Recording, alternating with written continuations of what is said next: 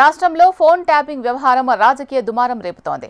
కామారెడ్డిలోనూ hot topic గా మారింది ఈ ఫోన్ ట్యాపింగ్ కేసు. స్థానికంగా పలువురు నేతలకు ఫోన్లు ట్యాపింగ్ విషయంలో వాంగ్మూలం ఇవ్వడానికి రావాలని ప్రత్యేక దర్యాప్తు బృందం సిట్ అధికారులు కోరారు. గత అసెంబ్లీ ఎన్నికల్లో అప్పటి సీఎం కేసీఆర్, ప్రస్తుత సీఎం రేవంత్ రెడ్డి కామారెడ్డి నుంచి పోటీ చేసిన విషయం తెలిసిందే. ఎన్నికల సమయంలో కామారెడ్డి కేంద్రంగా వార్ రూమ్ ఏర్పాటు చేసి ఫోన్ ట్యాపింగ్ చేశారు అనే ఆరోపణలున్నాయి. ప్రస్తుతం కామారెడ్డిలో ఫోన్ ట్యాపింగ్ వ్యవహారం కలకలం రేపుతోంది. ఇటీవల ఫోన్ ట్యాపింగ్ కేసును విచారిస్తున్న ప్రత్యేక దర్యాప్తు బృందం సిట్ అధికారులు జూబ్లీహిల్స్ పోలీసులు కామారెడ్డికి చెందిన పలువురికి ఫోన్లు చేసి ఫోన్ ట్యాపింగ్ కు సంబంధించి సమాచారం కోసం పిలుస్తున్నారు. 2023 అసెంబ్లీ ఎన్నికల సమయంలో కామారెడ్డిలో కేసీఆర్ పోటీ చేయడం కారణంగా కేటీఆర్ ప్రత్యేక దృష్టి పెట్టి ప్రచారం నిర్వహించడం జరిగింది. కేసీఆర్ పోటీ నేపథ్యంలో కామారెడ్డి జిల్లా కేంద్రంలోని విద్యానగర్ కాలనీలో ఒక అపార్ట్మెంట్లో వార్ రూమ్ ఏర్పాటు చేసినట్లు ఆరోపణలు ఉన్నాయి. ఈ వార్ రూమ్ కు ఇన్ఛార్జిగా కేటీఆర్ వ్యవహరించినట్లు ఆరోపణలు ఉన్నాయి. కామారెడ్డి కేంద్రంగా సాగిన ఫోన్ ట్యాపింగ్ వ్యవహారం ప్రస్తుతం రాష్ట్ర వ్యాప్తంగా బీఆర్ఎస్, కాంగ్రెస్, బీజేపీ నేతలతో పాటు ఐఏఎస్, ఐపీఎస్ పాత్రలపై సిట్ విచారణ చేపట్టి వాంగ్మూలం విచారణ చేపడుతున్నారు. జూబ్లీహిల్స్ పోలీస్ స్టేషన్ కేంద్రంగా సిట్ విచారణ కొనసాగుతోంది. ఈ నేపథ్యంలో కామారెడ్డికి చెందిన కొందరు కాంగ్రెస్ నేతలను వాంగ్మూలం కోసం రావాలని పిలిచిన పరిస్థితి ఏర్పడింది. కామారెడ్డి జిల్లా కేంద్రానికి చెందిన టీపీసీసీ ప్రధాన కార్యదర్శి గడ్డం చంద్రశేఖర్ రెడ్డి, కాంగ్రెస్ లీగల్ సెల్ నాయకుడు దేవరాజ్ గౌడ్ కు సిట్ అధికారుల నుంచి ఫోన్ వచ్చింది. ఇటీవలే పీసీసీ ప్రధాన కార్యదర్శిగా నియమితులైన చంద్రశేఖర్ రెడ్డికి కూడా సిట్ అధికారుల నుంచి ఫోన్ వచ్చింది. ఆయనతో పాటు మరికొంతమందికి కూడా అధికారులు ఫోన్ చేసి హైదరాబాద్కు రావాలని సూచించారు. ఎవరెవరి ఫోన్లు ట్యాపింగ్ అయ్యాయన్న అంశంపై చర్చ జరుగుతోంది. కామారెడ్డిలో ఫోన్ ట్యాపింగ్ కు గురైన వారు ఎందరున్నారు అన్న చర్చ నడుస్తోంది. అసెంబ్లీ ఎన్నికల్లో రాష్ట్ర రాజకీయాలన్నీ కామారెడ్డి నియోజకవర్గం చుట్టే తిరిగాయి. అప్పటి సీఎం కేసీఆర్ ను ఓడిస్తాను అంటూ అప్పటి పీసీసీ అధ్యక్షులు, ప్రస్తుత సీఎం రేవంత్ రెడ్డి ఛాలెంజ్ చేసి వచ్చి బరిలో నిలిచారు. సిట్ అధికారుల దగ్గర ఉన్న జాబితాలో వారికి ఫోన్లు వస్తూ ఉండడంతో ఇంకా ఎవరెవరున్నారో అని జిల్లా ప్రజలు చర్చించుకుంటున్నారు.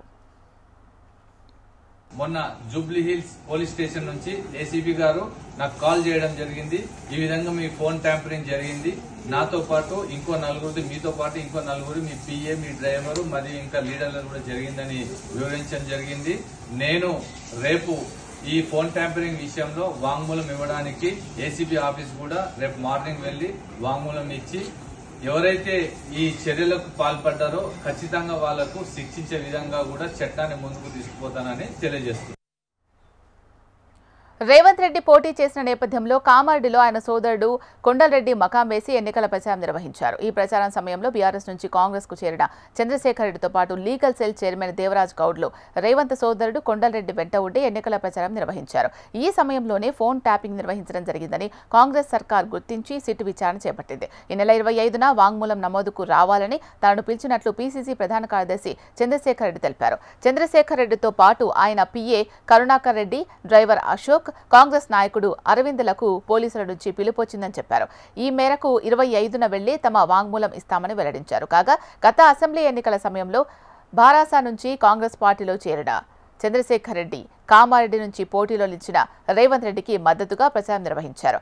ఆ సమయంలో పోలీసులు తనపై నిఘా పెట్టారని, తన ఇంట్లో పలుమార్లు సోదాలు చేశారని, 4-5 రోజుల్లో వాంగ్మూలం ఇవ్వడానికి అనుమతి కోరినట్లు legal cell chairman Devaraj Goud తెలిపారు.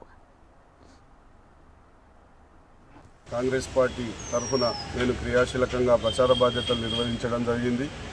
అందులో భాగంగా గౌరవ ముఖ్యమంత్రి రేవంత్ రెడ్డి గారి గెలుపు కోసం నిర్విరామంగా విశ్వసనీయతోటి పనిచేయడం జరిగింది. ఈ భాగంలో సందర్భంగా గత వారం రోజుల క్రితము ఫోన్ ట్యాపింగ్ కేసు విషయమై జూబ్లీహిల్స్ పోలీసు వాళ్ళు మీ ఫోన్ కూడా ట్యాప్ చేయడం జరిగింది. కాబట్టి మీ స్టేట్మెంట్ రికార్డు కోసం మీరు జూబ్లీహిల్స్ పోలీస్ స్టేషన్ రావాల్సిందిగా కోరడం జరిగింది. దానికి స్పందించి నేను వారం రోజుల వ్యవధి అడగడం జరిగింది. ఇక్కడ ఏం జరిగిందో అన్ని విషయాలు ఖచ్చితంగా నేను సిట్ బృందానికి తెలియజేస్తానని ఈ సందర్భంగా చెప్తాను.